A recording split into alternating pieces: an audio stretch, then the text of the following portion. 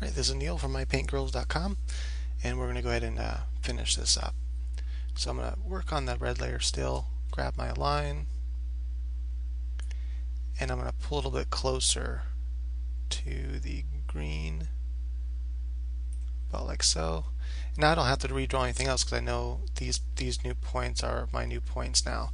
Now another thing you can do is you can measure from this center point to here.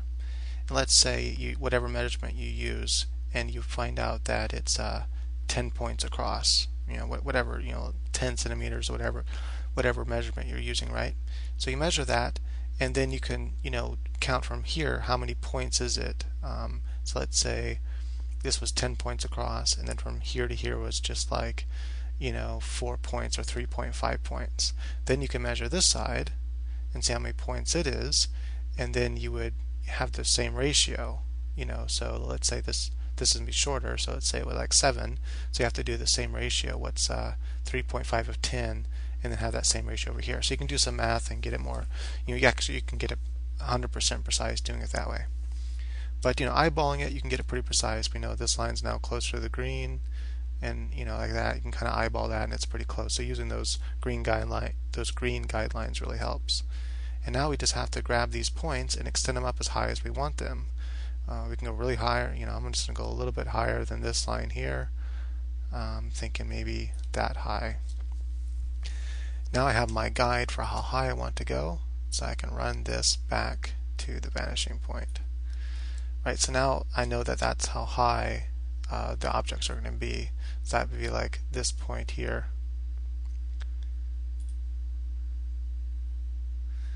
So let's see, I'm going to take this one now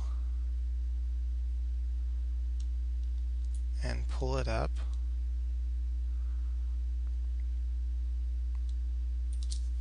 Now to make sure that this is right, I can just make another layer really quick and go like that just to make sure it's the same, then grab my arrow tool and bring it up because it's going to be parallel with that.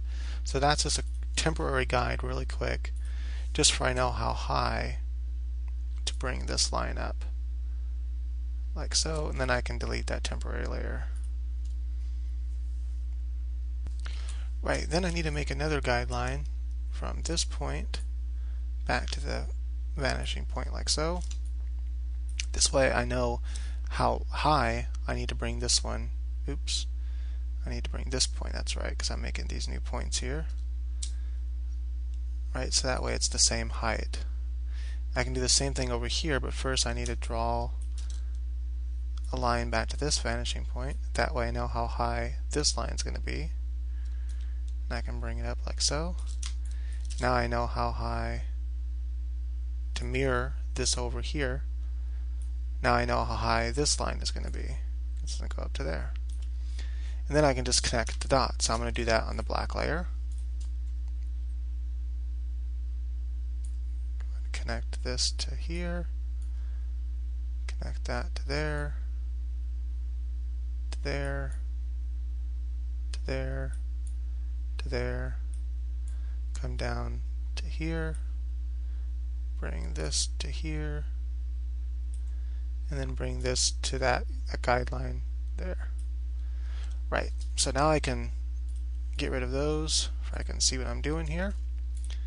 And then just have to erase this line in here. It's not going to be perfect. I'm using a mouse, so it's even harder to control.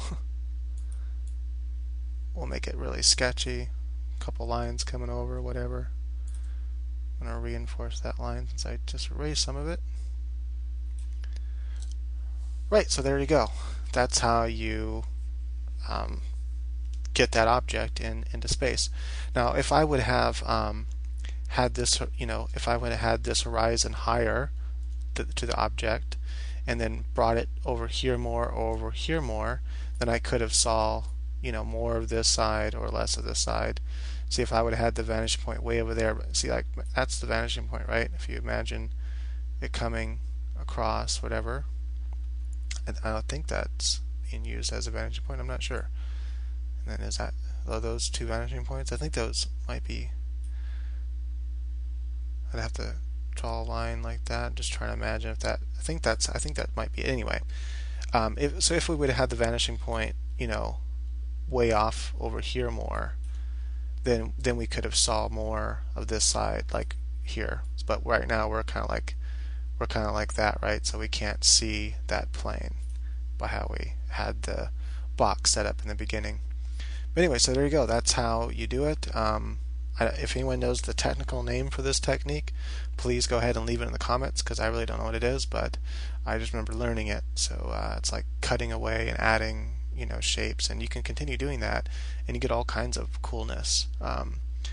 For example, when we're back at this box, you could have done an arch instead of this straight line.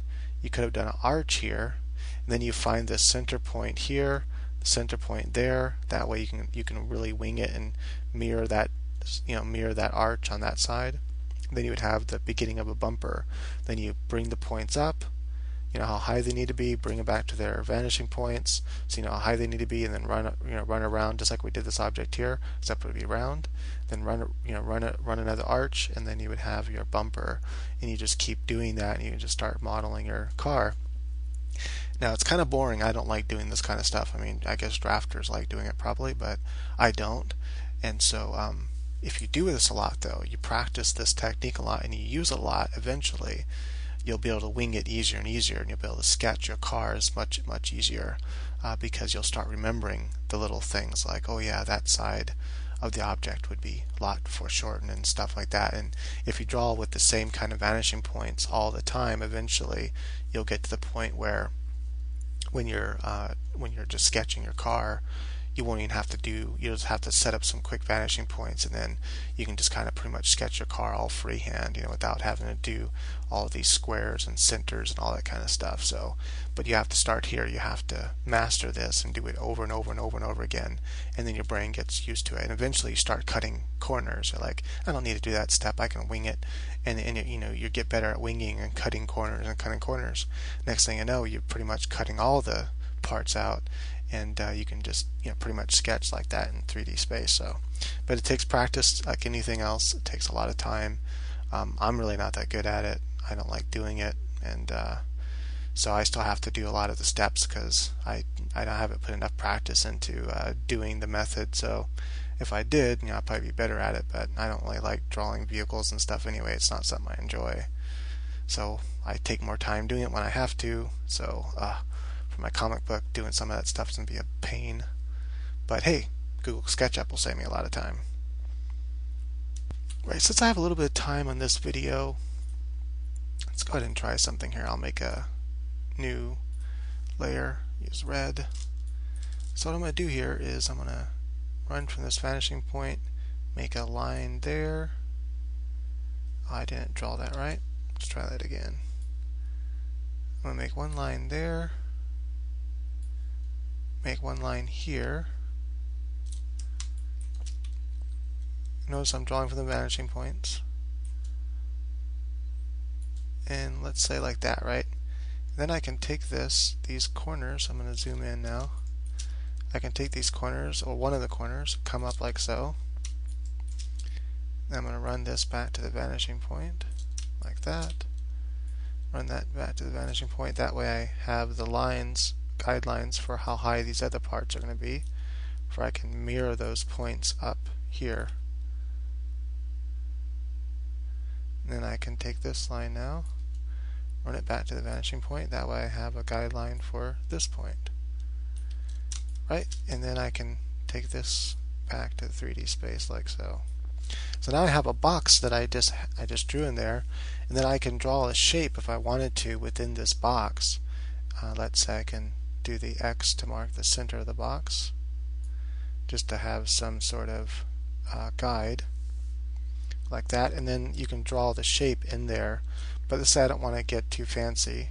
I don't want to do round right now because I don't have to get my tablet out or my Cintiq. I mean, it's right next to me. I just don't want to have to get the pin and everything. So what I'll do is I'll just kind of do something like this. Let's say this is going to be the shape. It's kind of like fin thing. Right, and then you can run that back to its vanishing point.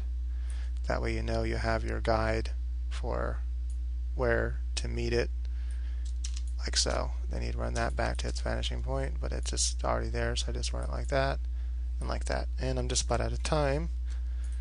But as you can see, I was really sloppy, but I got this shape, and then I can take that and run these lines over there, and then come up, and then run those lines just like I did here, and I can mirror that object on the other side. I don't have enough time to show you, but we went through it already, so just same technique. You run the lines and then you do it. Right, and after I did that really quick, it ends up looking like that. So if I were then to get rid of, I accidentally did on the guideline, whatever. So you can see, like you can't see as much at the top because it's going off in that direction. So it kind of comes to a point more because it's in perspective. Anyway, so there you go.